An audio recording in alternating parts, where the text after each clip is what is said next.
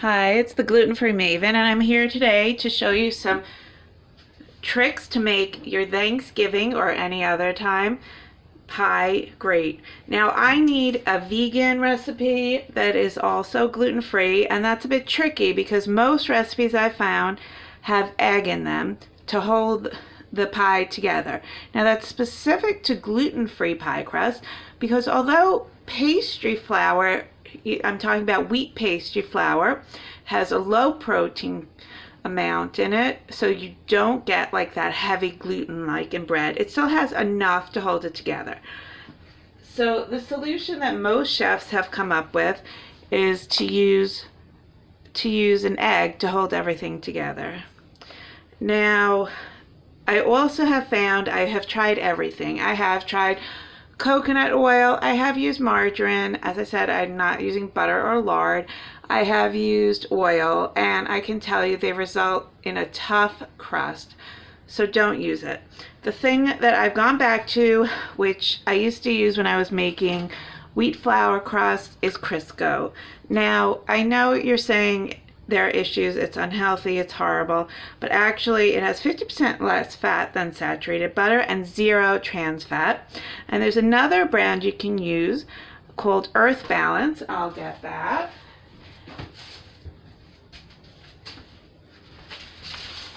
Sorry, real life here. Earth Balance soy-free sticks, which you can use, and it has a much lower amount of water than regular margarine, and I also have Earth Balance shortening, which is good. Now, the Crisco that I like to use are the sticks, and if you're using a regular Crisco in a tub, which I personally find to be a pain and not worth buying, you can use my hack, which is to take a baggie and you put it in to the measuring cup and you scoop the Crisco, and then when you're ready you pop it out and you don't have a greasy measuring cup to clean out. Now, you like real butter, you keep this in the refrigerator, and the reason being is that butter or shortening, whichever you're using, is going to make little pockets in your dough, and that when that bakes, those pockets are going to melt, but yet the flakiness that we covet in pie crust is going to stay with those little pockets forming layers. So for this recipe, I only need a half a cup, so it's all pre-measured and wonderful. The half cup is actually half of this. It's 8 tablespoons. So that's right there. And what I do is I just make cubes of it like this, about the size of a die, sorry. Okay, I'm going to set that aside. Now, I just want to remind you the proper way to measure flour in the United States. In Europe, they weigh flour and most other baking ingredients, so they get a very accurate measure, even eggs sometimes, because egg sizes vary. But in America, we do the scoop and level, so you're going to scoop and scoop, pat it down a little, and level. And try not to pat down too much because that packs it in, and the issue is you get an uneven amount of flat, or in terms of what was originally called for. Now, what I'm using is the Bob's Red Mill 1-to-1 gluten-free baking powder. Baking flour, and it's wheat-free, dairy-free, textured kosher parve, and it contains xanthan gum. Now, in today's gluten-free market, there's very little reason you have to buy your own xanthan gum separate from flour. It used to be you had to make your own blend and buy like 5 to 6 different types of flour, sorghum, rice flour, etc., and put them all together and then add xanthan gum. And it's true that the xanthan gum amounts vary whether you're baking a cake or a cookie, and bobsredmill.com has a handy chart to help you with that. But I prefer to buy the complete flour. I also find the King Arthur flour is excellent, the King Arthur gluten-free flour, and it's readily available in my local supermarket, as well as a ton of different brands online. So you find the brand that works for you. Now, what I have in here is 3 tablespoons sugar. Some pie crust recipes don't call for it. I find that with gluten-free flour, it doesn't brown so well. So the sugar is going to actually help along our browning. And 1.5 cups of the gluten-free flour, all-purpose, with xanthan gum included. And you're going to have a pinch of salt, a 1/4 teaspoon salt. And I'm going to add to it my Crisco shortening. That's 1/2 cup of the Crisco. Now, I found also there are many different methods, but mainly cutting is the way to go. Cutting your shortening into your flour is the standard method for a pie crust, and some recipes call for using your food processor, some call for using 2 knives cutting the shortening in.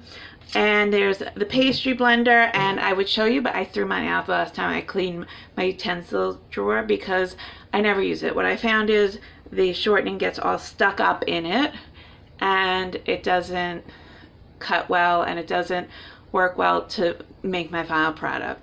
So with this recipe, what I found is I use my method that I use for biscuits, which is the snap method. And it's like snapping your fingers. And if you've forgotten, the way I do it is you take your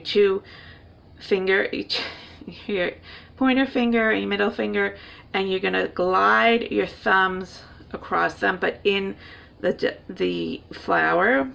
And what I'm doing is I'm making these flaky layers, flattening the shortening, and they're going to be coated with the flour mixture, and eventually in a few minutes we're going to get our final product. Oftentimes they say pea-sized pieces. I always find that confusing. Basically you want it to look crumbly, and I'm just doing my snap method, and it creates a very light short crust that you want in your pie.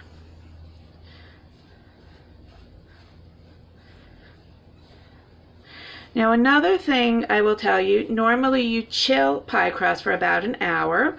Once it comes together, you cover it tightly in saran wrap, and you're going to chill it. However, I found that it just makes the gluten-free crust crumbly. So in a way, this is better than even wheat flour crust, because you can use it right away. Again, you want to keep whatever type of shortening you choose to use cold, and that's going to help with your structure. And if you've been cooking gluten-free for a while, you know that structural challenges are a main headache in gluten-free cooking. Okay, now I have my ice water, and again, we're going to keep it cold so we don't melt our shortening. And one thing I just do is I put a couple of ice cubes into the water, and I measure it out. Depends on the humidity of the day and the type of flour you're using, but we generally do a tablespoon at a time. See how we're doing. You're going to need about 2 tablespoons. I've also seen recipes where they use vodka instead of water. The vodka will burn, the alcohol burn off. I'm still not really sure then what the benefit is. You're left basically with water, which I could start with. If anyone knows why people use vodka in their pie crust, please comment below. Okay, this is coming together nicely. I'm going to add another ½ tablespoon. You never just want to dump your water in and hope for the best, because you can't take it out. And you don't want to start adding more flour and get a dry, crumbly crust. So you can start to see it has a really nice feel to it. I'm going to add another half tablespoon. So today I used 3 tablespoons of water. It's kind of dry where I am, so there's not a lot of humidity in the air to help me. And like traditional pie crust, we're going to start to form it into a ball. Now here's another tip. Let me just wash my hands.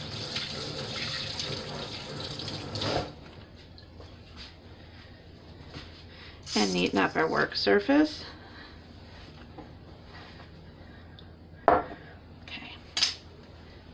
Now if you are freezing it or saving it in the refrigerator, which you can, but as I said, it becomes harder to work with, I would suggest bringing it back down to room temperature. You can take this, form it into a disc, and wrap it tightly in saran wrap. I have a cookie sheet that has no rim on one side, and that's going to be important shortly. And parchment paper. Parchment paper is an amazing tool in the kitchen. I'm just using the Kirkland. You rip off in a sheet.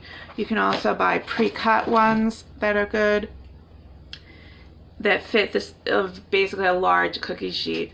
And this cookie sheet is going to help me flip my crust into the pie pan in a few minutes.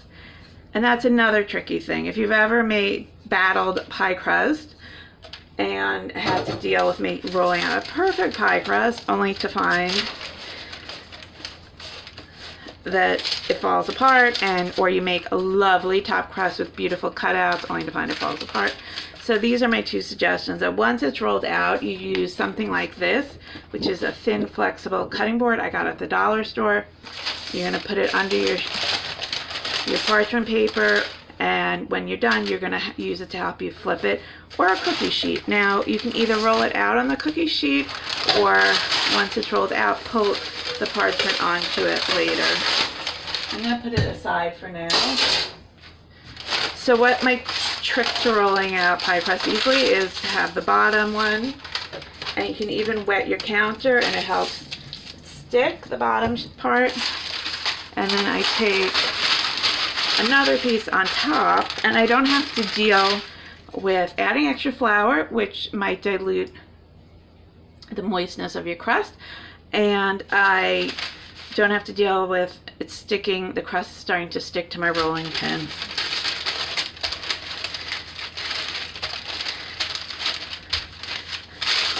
The amounts I gave you are for 1 crust, so this is going to be a bottom crust. You might use that, let's say, for a pumpkin pie or any custard pie or pecan. You only need the bottom crust. So if you're making, let's say, a fruit pie, you want a top and bottom, you're going to need to make 2, divide equally, and roll out separately.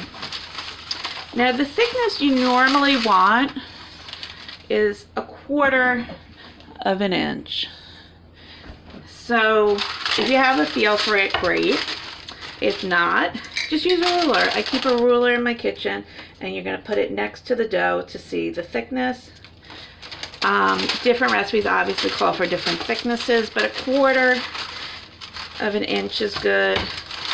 If you make it too thin, you'll find it extremely hard to handle, and you'll start to have tearing.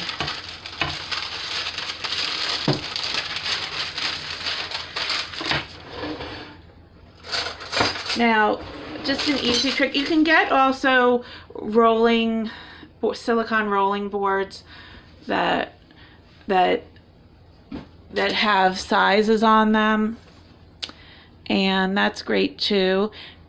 But really, all you need to do is, once you start rolling it, take your desired pie tin, plate, whatever. See, so here it's not going to work because I need it to flap over about this much all around. So what you start to do is you start to take pieces from one area. I'm going to put it down there, and we're going to try to make this work.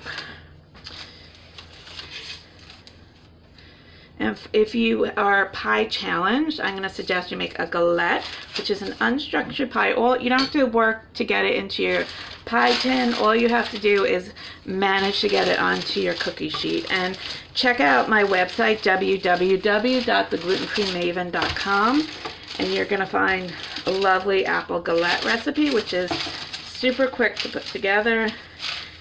You can even do this with a savory application like mushrooms and cheese. Okay, so it's getting a little thin in some places.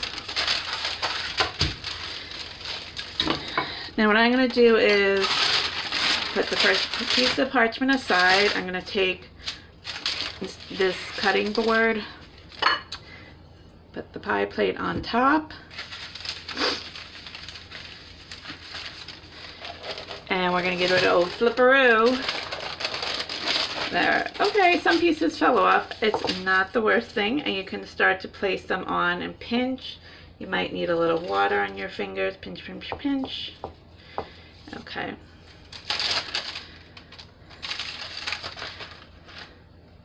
I'll work on the rest after we say goodbye. I have some good pieces here, and then what you want to do is you just want to trim it to the size of your pie plate. And there is shrinkage, so be generous to go over the edges. And I hope you can see this. Now, there are different ways you can trim it. You can use a fork, and you just go over the tines like that along the edge. That's pretty traditional. Or you can do a method which gives you the nice crimp sort of crust you'll find in the store, where you hold your fingers together like this, and then take your other finger and press in, and you're going to get that crimping. So basically it's an action like this. You can also do, I've seen where people take a tiny cookie cutter and, let's say, like, I don't have a tiny cookie cutter, but make geometric shapes or a heart. You're going to put a little bit of water, because again, I'm not using egg. And you're going to just put these shapes all around the edges, and that can look nice too. Now, what you're going to do if you're baking this blind, so for example, a pecan pie or a pumpkin pie or any custard pie, you're going to be blind baking it. And some people like to do this anyway for their fruit pies. I don't feel it's necessary in order to make it nice and crusty. You're going to poke it all around, so you're not going to have the middle sort of rise up. And what you need to do is either put some beans, and I don't mean the kind from the can, I mean the dry kind you find in a shelf in a bag, and you can reuse them later. And you either put a piece of foil or your parchment, or you can get something like this. These are pie weights. They're not necessary. I happen to have gotten these for free. And make sure they're food safe. There are some that look like, they're called pie beans, they're little ceramic beads. It's fine. And you're going to bake that at 400, check it in 10 minutes, take it out, let it cool. You remove your pie weights, you'll remove your parchment, and then you fill it and follow the directions for your pie. Now, there's also a method when you're baking your filled pie. Now, you brown this. The bottom is not going